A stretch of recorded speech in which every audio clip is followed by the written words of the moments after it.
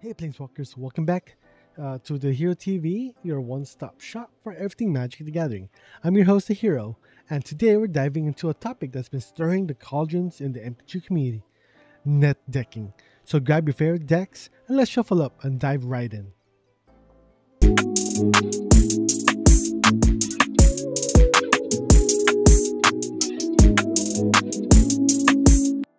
So what exactly is net decking?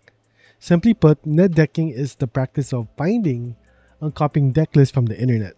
Instead of brewing your own deck from scratch, you take a deck that has already proven to be successful in tournaments or online play. Sounds easy, right? But there's a lot more to it. So net decking has both its fans and its critics. On one hand, it's a great way to get into the game, especially if you're new or looking to be competitive quickly. You can learn from the best and understand what it makes certain decks tick. But on the flip side, some players argue that it takes away from the creative aspect of the game.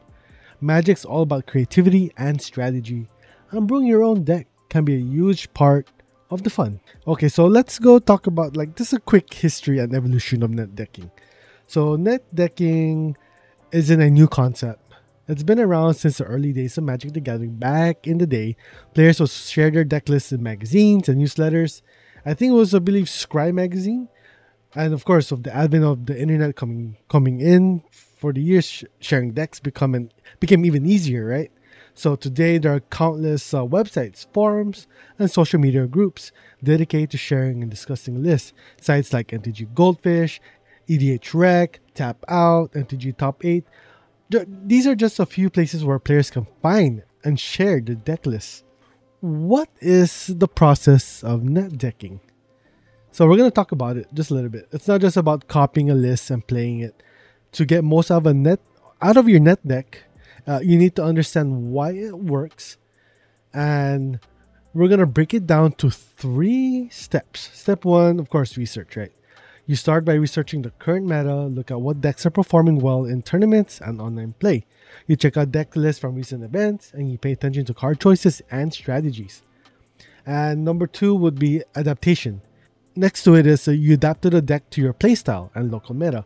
Sometimes a few card changes can make a big difference. Maybe you need more removal spells or a different win condition. Tailored to the deck to suit your needs. And 3, practice. That's right, guys. Finally, practice with the deck. Playtest against a variety of matchups to learn its strengths, its weaknesses. The more you play, the better you'll understand how to pilot the deck effectively. Pros and cons. Let's break it down further. So, pros and cons of net decking is, first up, we're going to talk about the pros.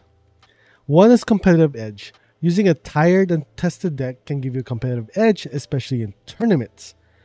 And then 2, it's a learning tool, right? It's a fantastic way to learn from experienced players and understand the current meta. And number 3 is time saving. Brewing a deck from scratch can be time consuming. Net decking saves you that time. And now, let's talk to the cons. So number 1, of course, lack of creativity. You might miss out on the fun and satisfaction creating your own unique deck. 2, meta dependency. So net decks can become overused, making the meta stale and predictable. 3, cost. Popular decks can sometimes be expensive to build, especially if they include high demand cards. So at the end of the day, you net deck or brew your own. It's all about having fun and enjoying the game. There's no right or wrong way to play Magic. It's your deck, your rules.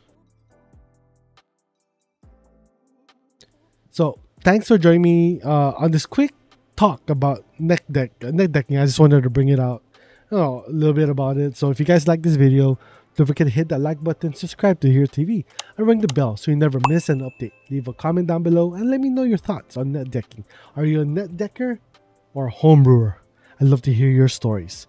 So until next time, keep shuffling those cards and may your draws be ever in your favor. This is The Hero signing out. Happy gaming.